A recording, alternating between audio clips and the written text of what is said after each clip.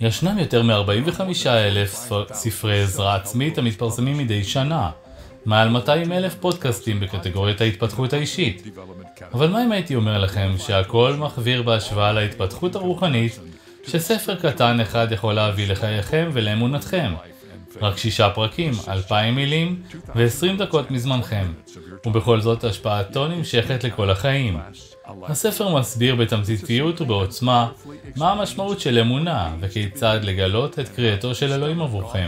כיצד למצוא מטרה, להתגבר על מכשולים, להתחבר לאחרים, לתבוע חיים שאתם אוהבים, לסבול קשיים, לחוות את מלוא החיים, לאהוב ללא גבולות ובסופו של דבר להיות התלמיד של המשיח שתמיד רציתם להיות. הצטרפו אליי לדבר אלוהים כשאנו מוצאים את הדרך המוכחת לבנות אמונה שמשגשגת, משפיעה ומתמשכת. אמונה שמתנהגת כראוי. הכל מתחיל בספר אל האפסים. בהמשך, בנקודת מפנה, אני לא יודע כמה פעמים אנשים אמרו לי את זה, פסטור, אני פשוט לא יכול לעשות את זה יותר. אולי הם בנישואים שהולכים ומתפרקים, או שיש להם ילדים שהלכו שולל, או שיש להם בעיה כלכלית, או שהם חולים. פסטור, אני פשוט לא יכול לעשות את זה יותר, ואתם צריכים לומר, אתם יודעים מה? זה נכון, אבל גם אני לא יכול. גם אני מכיר מישהו שיכול. הוא מסוגל לעשות מעל ומעבר לכל מה שאתם מבקשים או חושבים. תודה שאתם צופים בנקודת מפנה. ועכשיו, הנה דוקטור ג'רמיה עם המסר שלו, תפילה לכוח פנימי. דין קרנזיס מעד כשהגיע למרפסת הקדמית של ביתו באזור סן פרנסיסקו. הוא בדיוק בילה הערב בחגיגת יום הולדתו ה-30, והוא היה ממש שיכור. הייתה לו עבודה מצליחה באמריקה התאגידית, אבל הוא לא ידע מה מהות החיים שלו. הוא סטה לגמרי מהמסלול. כשהוא עלה על מרפסת ביתו, הוא הביט למטה וראה זוג נעלי ספורט ישנות על המרפסת. הוא נעל אותן והחליט לצאת לריצה, והוא רץ 50 קילומטרים. הוא אמר, התחלתי להתפקח סביב העיר דיילי. בשלב הזה הוא נהנה כל כך שהוא לא יכול היה להפסיק לרוץ. הייתי על הכביש כפרי, והיה שם קצת ערפילי, והאקליפטוסים טיפסו את הטפטופים האלה. והיה ממש דוקרני, ופשוט הרגשתי כל כך חי, והלילה הוא שינה את מהלך חיי לנצח. עשורים לאחר מכן, כאחד הכוכבים הראשונים בספורט האולטרה-מרתון, הישגיו בכוח ובסיבולת היו אגדיים. באופן מדהים הוא רץ פעם 50 מרתונים ב-50 מדינות שונות במשך 50 ימים רצופים. זה 2,150 קילומטרים, ואף אדם אחר בהיסטוריה לא עשה זאת מעולם. אולי אפילו מרשים יותר, קרנזיס רץ פעם כמעט 81 שעות רצופות בלי שינה. יותר מ3 ימים מלאים, הוא כיסה 564 קילומטרים בפרק הזמן הזה, והוא עשה את זה ללא עצירות. הוא מעריך שרץ יותר מ-160,000 קילומטרים במהלך חייו, מה שאומר, לרוץ סביב קוטר כדור הארץ שלנו 4 פעמים נפרדות. כפי שניתן לצפות, עם כל הריצה הזו, היה לו הרבה זמן לחשוב. ואחד הדברים שהוא מאמין בהם הכי חזק, הוא שאנשים נוטים להציב לעצמם ולגופם גבולות מיותרים, ולא מועילים. הרגליים שלכם יכולים לשאת אתכם רק עד גבול מסוים. כתב באחד מספריו הנמכרים ביותר, ריצה למרחקים גדולים נעשית בעיקר עם הראש והלב. גוף האדם מסוגל למעשים פיזיים מדהימים, אם רק היינו יכולים לשחרר את עצמנו מהמגבלות הנתפסות שלנו ולהתחבר לאש הפנימית שלנו. האפשרויות הן אינסופיות. אני אוהב את הדימוי הזה של אש פנימית. יותר מכל אדם אחר בהיסטוריה, דין קרנזיס בדק את גבולות הכוח הפיזי. אבל כפי שהוא ורבים אחרים גילו, כוח פיזי יכול לשאת אתכם רק עד נקודה מסוימת. אנחנו צריכים משהו משמעותי יותר אם אנחנו רוצים לשגשג בעולם הזה ולהאחז. הן בהבטחות והן באחריות שמגיעות עם היותנו חסידים של המשיח. מה שאנחנו צריכים זה כוח פנימי.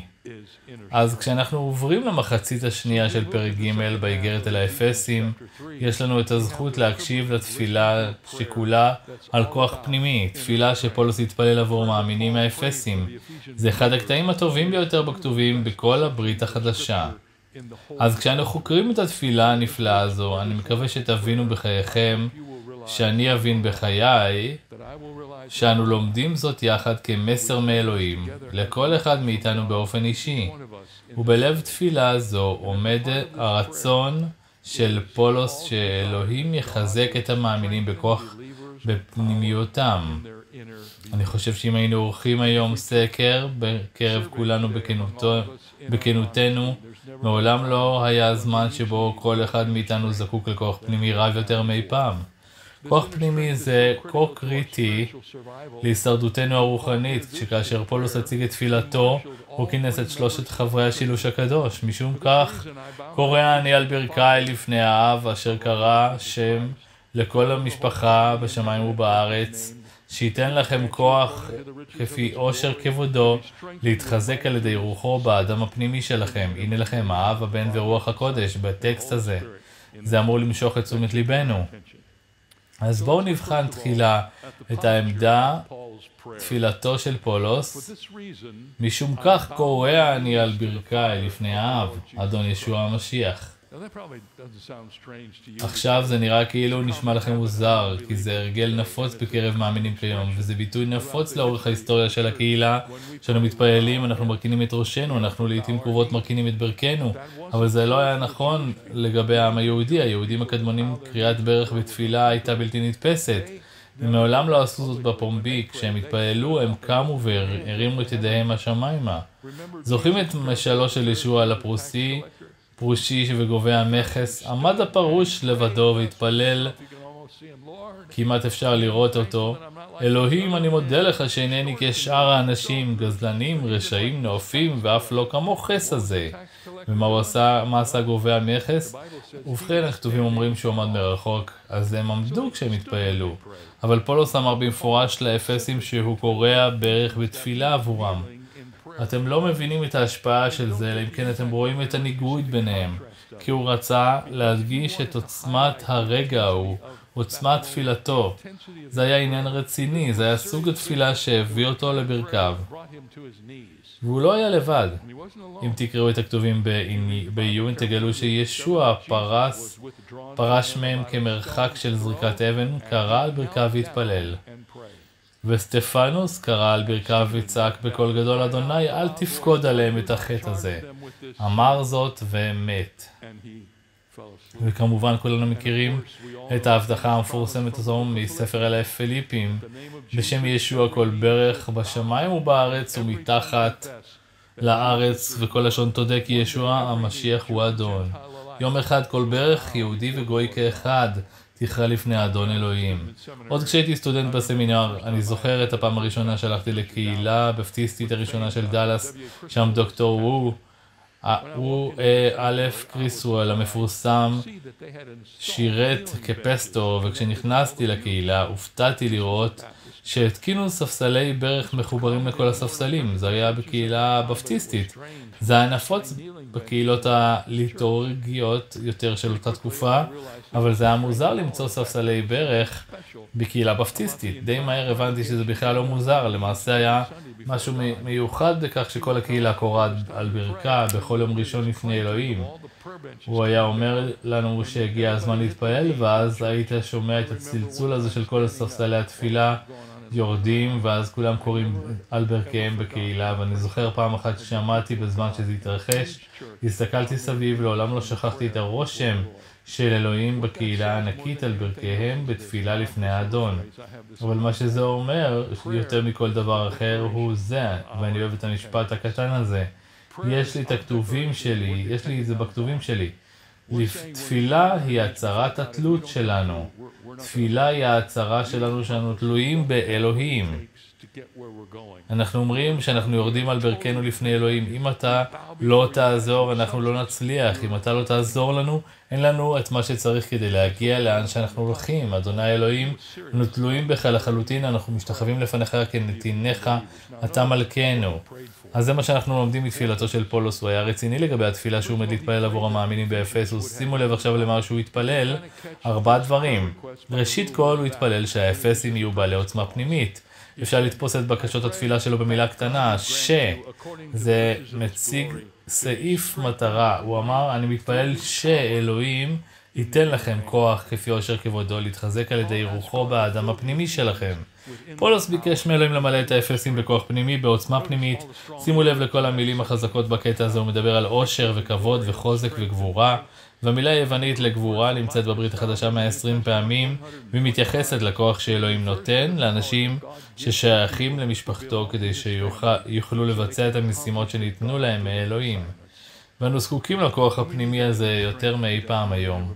אנו מגלים שהכוח הפיזי האנושי שלנו לא מספיק לדברים שאנחנו מתמודדים איתם. אנחנו מתעוררים בבוקר והכל בסדר, ולפני שהיום נגמר אנחנו מתמודדים עם משהו שמעולם לא חלמנו שנתמודד איתו. ואני בטוח שכבר החלטתם שזה נכון לגבי משיחים ולא משיחים כאחד. כשאתם הופכים למשיחים אתם לא מקבלים דרך להימנע מזה לקרות. איך אנחנו נשארים בטוחים? הביטחון שלנו נמצא בעובדה שמי שנמצא בתוכנו גדול יותר מזה שנמצא מחוצה לנו, שמנסה לתת לנו את כל הצער הזה. אנחנו חזקים באלוהים, אם נבין את הכוח הפנימי שלנו, לעולם לא נפחד מהזעקות. אז פולס התפלל קודם כל שלאפסים יהיה כוח פנימי בתוכם. לא כוח פיזי, זה כוח רוחני פנימי. ואז הוא התפלל לנוכחות פנימית, זה באמת מעניין, הוא אומר שהמשיח יש שוב את הקידומת כדי שישכון המשיח בלבבכם על ידי האמונה. אתם אומרים, ובכן, זה לא נראה כמו סוג התפילה שנכון להתפלל עבור מישהו שכבר משיחי, האם הוא לא כבר שוכן בלבכם דרך האמונה? ובכן, הוא חי בלבכם דרך האמונה. כשאתם הופכים למשיחים, המשיח בא לחיות בלבכם, הוא נותן לכם את רוח הקודש ששוכנת בכם, אתם לא יכולים להיות משיחיים בלי המשיח ובלי רוח הקודש. אז מה המשמעות של תפילה זו? המשיח ישכון בלבכם. המשמעות נמצאת במילה לשכון. המילה לשכון היא מילה שמשמעותה להיות בבית.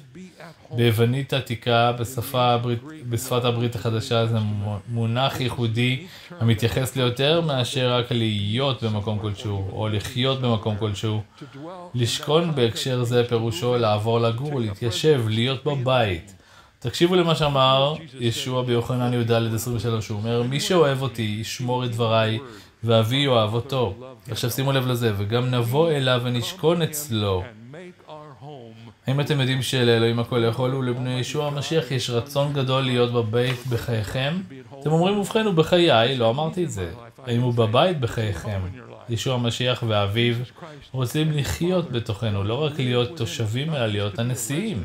הם רוצים לנהל את העניינים, הם רוצים להיות שם, והם רוצים שנהיה בבית הזה. האם אתם מרגישים בבית עם ישוע בחייכם? האם אתם מרגישים בבית עם היותכם משיחיים? האם אתם מתרגשים מהעובדה שהוא עברתם למלכות האור? זה מה שהוא אומר. אני רוצה שתהיו בבית עם ישוע.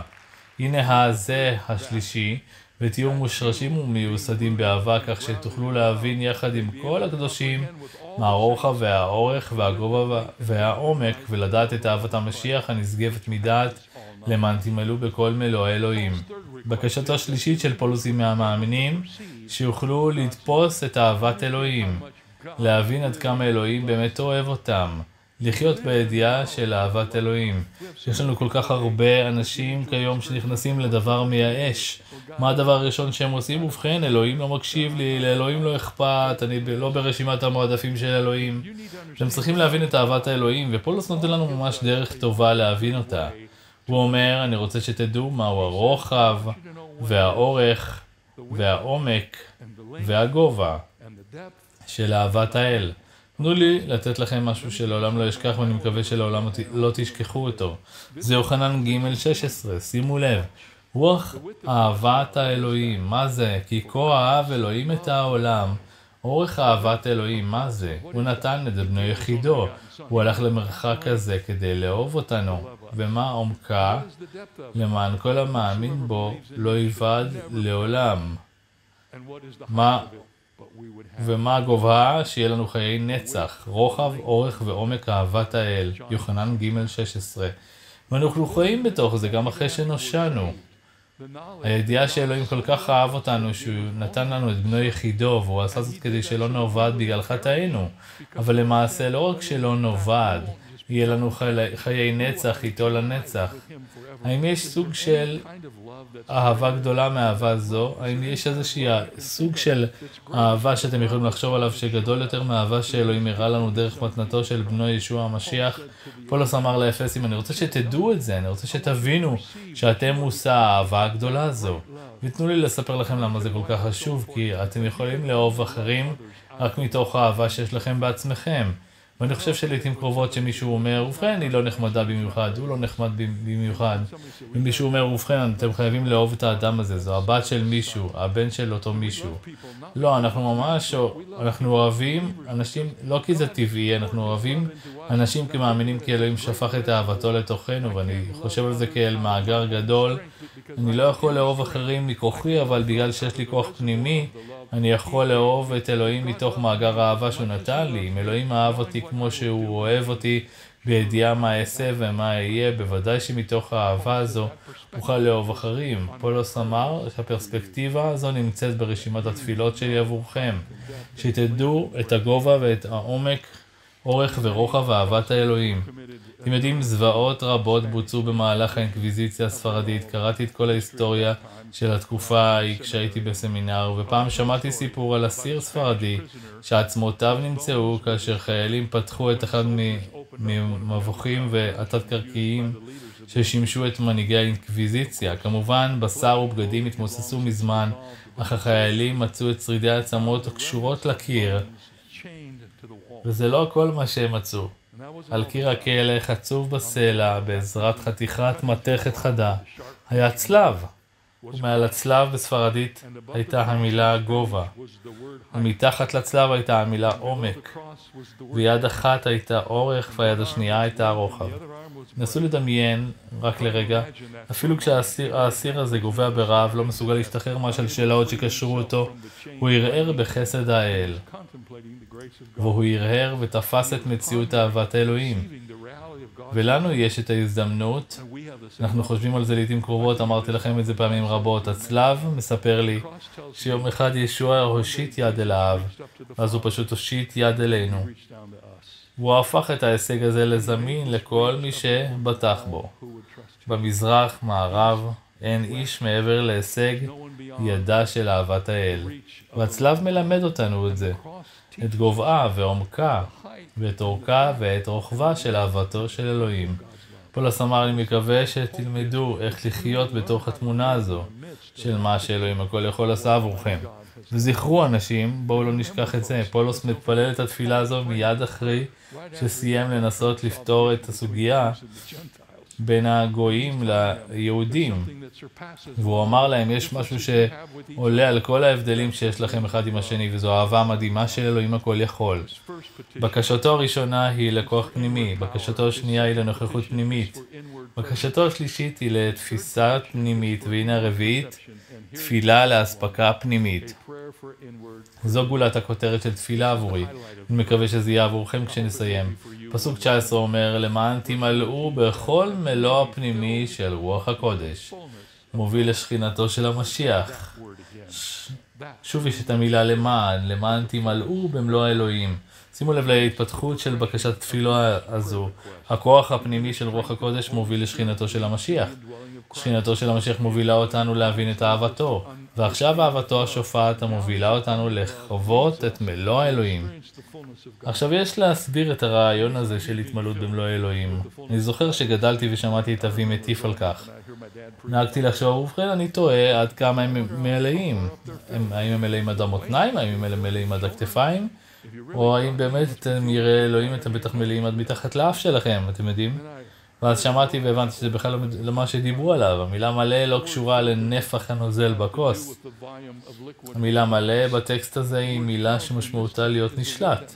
כשאתם נשלטים על ידי מלוא האל, חייכם יהיו שונים לחלוטין. אתם אומרים, ובכן, איך אנחנו יודעים את זה? באיגרת על האפסים נאמר כך, אל תשתכרו מיין, אלא ימלאו ברוח. מה זה אומר? אל תיתנו לשכרות לשלוט בכם, תנו לרוח אלוהים לשלוט בכם. אז בואו נעצור לרגע ונערוך חשבון נפש. האם אתם מלאים במלוא אלוהים? אם להשתמש במונח צבאי, האם יש לנו פיקוד ושליטה על דעתנו וליבנו? שאתם מתנהלים ביום שלכם במיוחד, שאתם נתקלים בקשיים או בהזדמנויות בלתי צפויות, האם אתם מגיבים לרגעים האלה על סמך מה שאתם רוצים או מה שאלוהים רוצה? האם אתם פועלים על סמך רצון האל או רצונכם שלכם? הנה עוד עיקרון אחד, אל תיתנו לזה ללכת לאיבוד. אלוהים לא ימלא אתכם אם אתם מלאים בעצמכם. אתם צריכים שיהיה לכם קצת ריקנות בחייכם לפני אלוהים. אתם צריכים להיות מסוגלים לעבור, כפי שאמר פולס, ולקרוע ברך ולומר, אדוני אלוהים, זה מעבר ליכולתי. אני לא יודע איך לעשות את זה, ולכן אני פשוט מוותר על זה ונותן את זה לך. אני מוותר על הפתרונות שלי ומקבל את שלך. זה מה שזה אומר. כשאנחנו מסיימים את זה, אני רוצה להדגיש את הפוטנציאל של תפילתו של פולוס. כי אני יודע שחלקכם יושבים שם ולא מאמינים בזה. אתם לא מאמינים שאלוהים יכול לקחת אתכם מהדרך שבה אתם חיים ולתת לכם דרך לחיות מעבר לזה בכוחו של אלוהים. אתם חושבים, ובכן זה בשביל אנשים אחרים, אני עדיין לא שם. אם אני הייתי משיחי יותר, הייתי מסוגל לעשות זאת. זה לא בשביל משיחיים ותיקים, זה בשביל כל המשיחיים.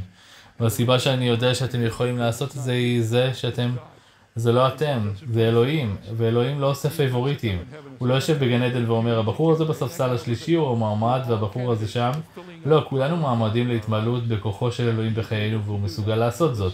הקשיבו לברכה, ולא אשר יכול לעשות יותר מכל מה שאנו מבקשים או ממה שעולה על דעתנו, כפי כוחו הפועל בנו, לא הכבוד בקהילה ובמשיח ישוע, בכל הדורות לעולם ועד. כאשר אתם קוראים את התפילה הזאת שפולוס התפלל, אתם חושבים, ובכן אלוהים באמת יכול לעשות את זה?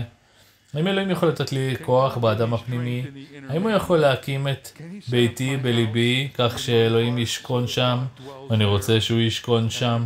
האם הוא יכול למלא אותי במלואו? האם הוא יכול לתת לי הבנה של אהבתו הגדולה? האם הוא יכול לעשות זאת? והתשובה שלי לשאלה הזאת, או כן הוא כן, או כן הוא יכול. הכתובים אומרים, הוא מסוגל. הוא מסוגל. ורק הנצח יגלה לנו כיצד הכוח הזה פועל בחיינו אפילו כשלא היינו מודעים לכך. כי הלכנו עם האדון. כיצד הוא ענה לתפילות שלא חשבנו שהוא שמע? כי הוא מסוגל. הוא לא רק מבצע שיפורים קלים בתוכניות שלנו, הוא מבטל אותן ונותן תוכנית מפוארת וראויה של עצמו. הוא יכול לקחת את מה שאנחנו מבקשים, להרחיב אותו. הוא יכול לקחת את מחשבותינו וללכת מעבר להן. הוא יכול לראות היכן שאנחנו לא יכולים לראות, את כאן ועכשיו, הוא יכול לראות את העז וההיכן. הוא מסוגל לעשות בשפע רב מעל הכל. כאשר אתם מרגישים חולשה במרחב שלכם כמשיחיים, כשאתם מתחילים לתהות האם אני יכול לעשות את זה, פשוט תאמרו לעצמכם, לא, אני לא יכול, אבל הוא כן יכול. אני קורע ברך כי אני תלוי בו. אני לא יכול לעשות את זה. אני לא יודע כמה פעמים אנשים אמרו לי את זה, פסטור, אני פשוט לא יכול לעשות את זה יותר. אולי הם בניסויים שהולכים ומתפרקים, או שיש ילדים שהלכו שולל, או שיש להם בעיה כלכלית, או חולי. פסטור, אני פשוט לא יכול לעשות את זה יותר, ואתם צריכים לומר, אתם יודעים מה? זה נכון, גם אני לא יכול, אבל אני מכיר מישהו שיכול. הוא מסוגל לעשות את מעל ומעבר למה שתבקשו או תחשבו אי פעם.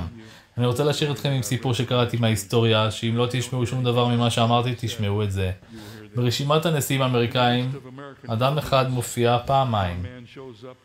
אם הייתי נותן לכם מבחן הבוקר, אם תוכלו לומר לי מי זה? זה גרובר קליבלנד, המנכ"ל היחיד שכיהן בשתי קדנציות לא רצופות, הנשיא. הוא כיהן בנשיאות במקומות ה-22 וה-24 ברשימה. הוא גם האיש שחנך את פסל החירות בנמל ניו יורק, והוא הנשיא היחיד שהתחתן בבית הלבן. תחשבו על זה. הוא היה בן 49 באותה תקופה. כלתו, פרנסס פולסום, הייתה בת 21, מה שהפך אותה לגברת הראשונה, הצעירה ביותר בהיסטוריה, והרומן שלהם כבש ללא ספק את האומה בסערה. גרובר קליבלנד היה בנו של פסטור פרסרברטיריאני שאומן היטב באמת המשיחית. הוא התמודד עם בעיות במשרדו, באמצע הפאניקה הכלכלית לאומית, הוא התמודד עם המשבר אישי. הוא אובחן כחולה סרטן, ועבר ניתוח סודי ביותר על סיפון יאכטה של חבר שכדי שאף אחד לא ידע זאת. החדשות הוסתרו מהאומה במשך שנים רבות. ובמצבו החלש, כחולה סרטן, הוא עבד כל כך קשה שאף אחד לא ידע שהוא חולה. הוא שמר על כוחו באופן שגרתי אחרי חצות כל יום. היסטוריונים שיבחו אותו על חריצותו, על אומץ ליבו ועל שכלו הישר. דבריו האחרונים סיכמו את חייו, הוא אמר, ניסיתי כל כך קשה לעשות את מה שנכון. סוד אומץ ליבו וסוד האנרגיה של הנשיא קליבלנד נמצא במוטו שלפיו חי, במוטו שלפיו חי. זו הייתה הבטחה מקראית, אותה ניסח, והוא תלה אותה ממש מעל מיטתו. כך שבכל לילה כשהלך לישון הוא היה רואה אותה, וכשהיה קם בבוקר הוא לא יכול היה לפספס את זה. הוא העריך אותה כל כך עד שתלה עותק של זה במשרד העורכי דין בו עבד לפני שהפך לנשיא. ולאורך כל חייו הוא שמר את זה בטווח ראייה. הוא הכיל סמל משפחתי ומתחת היו המילים מתוך ספר הכתובים בתרגום של המלך ג'יימס, דברים למד ג' 25. הנה המילים, וכימיך דבעיך, וכימיך דבעיך. כשנשאל על כך, קליבלנד אמר, אם יש לי סמל או שלט אצולה, זה. הוא התעורר כל בוקר עם אמונה איתנה שאלוהים ייתן לו כוח שהוא צריך לאותו יום, והוא מאמין באלוהים ובכל ליבו לחיות את היום הזה בכוחו של אלוהים, כי אלוהים מבטיח לחזק אותו בהתאם לאותו יום. זה אומר שאם תחיו את חייכם מלאים באלוהים, מלאים באמת שלו, נרגשים ממה שהוא יכול לעשות, הוא ייתן לכם את מה שאתם צריכים לשאר היום. וכימיך דבעיך. אז הנה ההבטחה שאני לוקח מזה. אני לא יודע מה יקרה מחר. אין לי מושג איך לנהל את מה שאני מנסה לנהל עכשיו בחסדי האל. אבל מה שאני כן יודע הוא זה. מה שלא יהיה שאלוהים קורא לי לעשות, הוא הבטיח לי שהוא ייתן לי את הכוח לעשות את זה. יום אחד ביומו. אני לא יכול להתעצבן עליו, כי אני לא יכול להרגיש את הכוח שלו במשך 3 ימים מעכשיו, שאולי יהיה משהו משמעותי בלוח הזמנים שלי. אלוהים אומר, תנו לי פשוט להעצים אתכם היום, ואני אכין אתכם ליום הבא, עד שתגיעו ליום הזה. יהיה לכם זרימה חדשה לגמרי של הכוח שאני מבטיח. וחברים, אם תלמדו איך לעשות את זה, אם תלמדו איך לחיות ככה, שום דבר לא יכול לתפוס אתכם ולהוציא אתכם מהמשחק שלכם. כי אתם יכולים לרדת מהמשחק שלכם אם תתחילו לחשוב על מה שקורה בשבוע הבא או בחודש הבא, אבל אתם לא צריכים לעשות את זה. כל מה שאתם צריכים לעשות הוא לומר, אוקיי אלוהים, זה אני ואתה להיום, בוא נלך. ואלוהים יעזור לכם. הוא מוכיח לכם את זה כל יום. הוא הוכיח לי את זה במידה שאני מבטיח לכם. זה נכון. וכימיך דבעיך. הללויה. Hallelujah.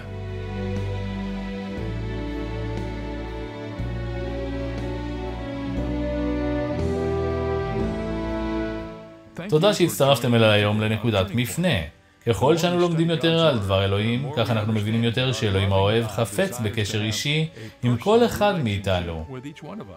אם תרצו להתחיל את מערכת היחסים הזו איתו, הצעד הראשון הוא לחזור בתשובה מחטאיכם ולבקש מישוע המשיח להיות אדונכם ומושיעכם. ברגע שתקבלו את ההחלטה לקבל את מתנת הישועה החינמית של אלוהים, יתחיל המסע שלכם עם אלוהים כבריאה חדשה במשיח. לכן אם עשיתם את צעד האמונה הזה היום, אני ממליץ לכם לשתף את החלטתכם עם משיחיים אחרים בשירות אמין או בקהילה מקומית, ולהמשיך את הצמיחה שלכם באמונתכם החדשה. מי ייתן ואלוהים מברך אתכם כשאתם מתחילים את דרככם עם אלוהים, ואני מצפה לראותכם בפעם הבאה ממש כאן בנקודת מפנה.